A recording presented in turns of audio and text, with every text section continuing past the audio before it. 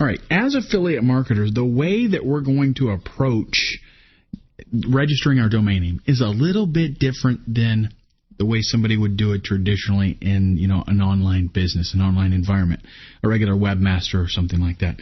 Because there are some things we really have to take into consideration that take a priority over, some of the things that, like search engine optimization and all of that kind of stuff. Let's look at first what we don't care about. For example, the .com suffix, old domains, SEO, remember. Okay, there are a lot of people that will tell you, if they're into search engine optimization, they'll tell you want to get, an old domain. You want to make sure that it's a .com. You want to make sure that it's keyword rich and all this kind of stuff. For our purposes, that stuff does not really matter, because the way that we're going to be sending traffic right now is just with Google AdWords. We're going to pay for our traffic. So those things don't matter because they're not going to come into play. Now, does that mean search engine optimization is not important? Absolutely not. And you can go ahead and, take it into consideration. You definitely want to have keywords on your landing page. You want to have keywords on your website because Google does care about it. And when they calculate our quality score, they're going to take that into account if we've got keywords. But as far as the domain name, it's not really that big of a deal. In fact, smaller URLs are better. The reason for that is instead of, it's good if you can have the keyword in the domain name itself, but one thing that we can do is if we've got room, we can add keywords in the display URL. But if we've got some real long honking domain name that does not allow us any flexibility, then there's nothing that we can change in that display URL. What we want to focus on instead is the entire story. The whole picture, which is your ad, your headline, your ad, the landing page, your whole website, the product that they're going to be buying, your whole story on the landing page. Think of all of this all together as one element, and you want to create every single piece with that in mind, the whole story. When people read that domain name, it needs to touch something emotionally in them. Because again, this is not really something that, it's not like traditional branding. It does not have to be something necessarily even easy to remember. It's not like they're going to be telling a friend about it per se. Okay?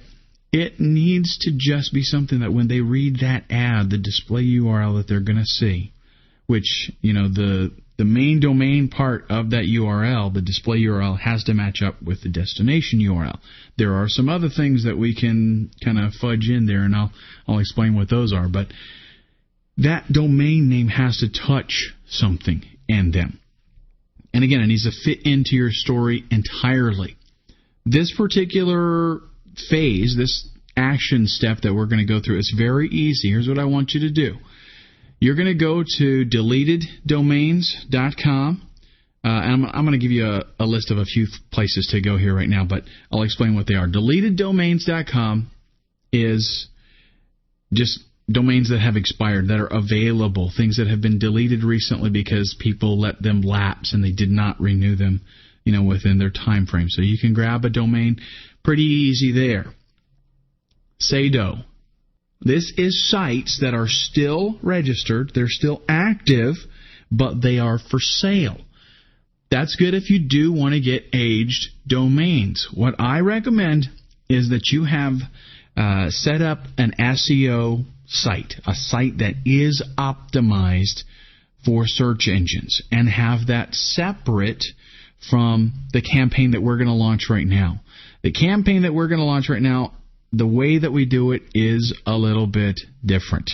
And what I mean is the things that we care about here are different than what we would care about with, if we were doing SEO. But if it is real important to you to get a domain, that is aged, then definitely check out Sato. Nameboy, this is where you can go to find, you can like punch in a keyword and it'll find domains that are available for you that have, as a matter of fact, let me go ahead and pull that up. Here we are at nameboy.com. Your primary word, our primary phrase was make money. And let's do go Nameboy go. And here's what we get. It tells you if it's available just like we typed it. And, of course, it's not. But we've got make-money.biz.tv, make monies, make me, make money. We could put make me money, maybe. You can just see we get, different variations and what is available, what type of suffix for those. And you can go ahead and register them there even. Let's go back and let's do something money online. Let's try that. Let's hit the enter key this time. Moneyonline.biz.tv. Okay, so you get the idea. Like if you were to, let's do something a little bit easier. Let's say that your niche was playing guitar. Play guitar. That's the other product that we were checking out. Okay, playguitar.biz, playguitars.com, iPlay, play guitar. For our purposes, like I told you before, the suffix is not really that critical. Obviously, .com is the best that you can get. .net is okay, definitely. I would stay away from the .biz. People, I think, tend to think that those are a little flaky, and that's why pretty much most of the time those are always available. .tv, it's only good if it's going to be, something that is video related, really. Where at least maybe it's training videos or something like that. But so .com, .net, .org even is okay. .info, that's I personally don't use those, but. Okay, so you get the idea. All right, let's go back here. Next up is Dotster, and at Dotster, you're going to get not only available domains, but also ones that you can buy. So you can find out a domain that's not been registered, you can go ahead and register it, and you can find ones that are registered, but they're for sale. So 4 great resources for you to be able to find out, what domain you can get and go ahead and register it, grab it, be done with it. And that is our action step. Register your domain.